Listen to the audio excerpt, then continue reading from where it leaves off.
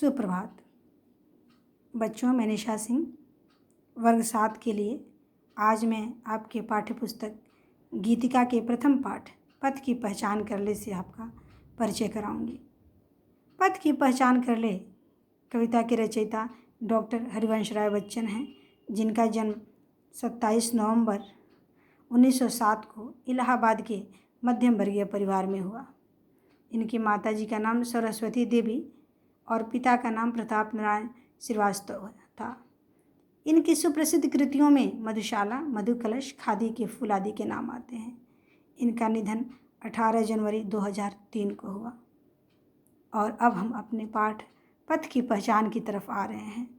पूर्व चलने की बटोही पथ की पहचान कर ले, पुस्तकों में है नहीं छापी गई इसकी कहानी, हाल इसका ज्ञात होता है न औरों की जुबानी, अनगिनत राही गए इस राह से उनका पता क्या, पर गए कुछ लोग इस पर छोड़ पैरों की निशानी, यह निशानी मूक होकर भी बहुत कुछ बोलती है, खोले इसका अर्थ पंथी पथ का अनुमान कर ले, पूर्व चलने के बटोही पथ की पहचान कर ले। प्रस्तुत पंक्तियों के माध्यम से कवि ने मनुष्य को जीवन के पथ पर आगे बढ़ने से पहले सावधान किया है। उन्होंने कहा है कि अपनी यात्रा को आरंभ करने से पहले मनुष्य को अपने लक्ष्य या मार्ग का निर्धारण कर लेना चाहिए, क्योंकि इस लक्ष्य का निर्धारण हमें स्वयं ही करना है। हमारा लक्ष्य का निर्धारण कहीं पुस्तकों में नहीं है, ना ही किसी और की जुबानी हमको पता चलेगा कि हमारा लक्ष्य क्या है। अनगिनत राही गए इस राह से उनका पता क्या, जिन्होंने अपने लक्ष्य को निर्धारित नहीं किए वे कहीं न कहीं इस राह में जरूर खो गए।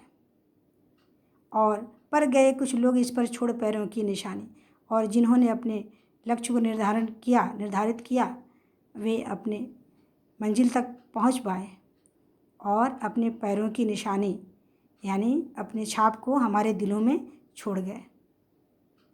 यह निशानी मूक होकर भी बहुत कुछ बोलती है, खोले इसका अर्थ पंथी पथ का अनुमान कर ले।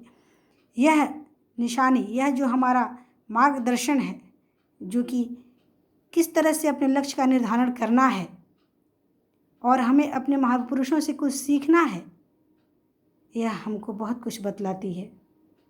क्योंकि जितने भी महापुरुष हुए हैं उन्होंने अपने लक्ष्य का निर्धारण स्वयं ही किया होगा। कवि ने पथिक को अच्छे बुरे की शंका किए बिना आगे मार्ग पर चलने को कहा है, जिससे लक्ष्य तक पहुंचने पर यात्रा सफल हो। यदि हम अपने मन में सोच ले कि यही मार्ग सरल है और सही है, तो हमें अपने लक्ष्य की प्राप्ति बहुत आसानी से हो जाएगी।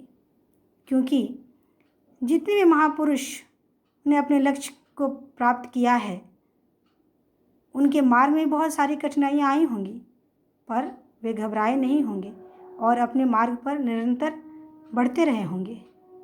तो इसी तरह हमें भी अपने मार्ग पर चलने से पहले अपने पथ पर का पहचान कर लेना जरूरी होगा, अपने पथ का निर्धारण कर लेना जरूरी होगा, क्योंकि उचित मार्ग की पहचान से ही हमें अपने जीवन में सफलता की प्राप्ति हो सकती है।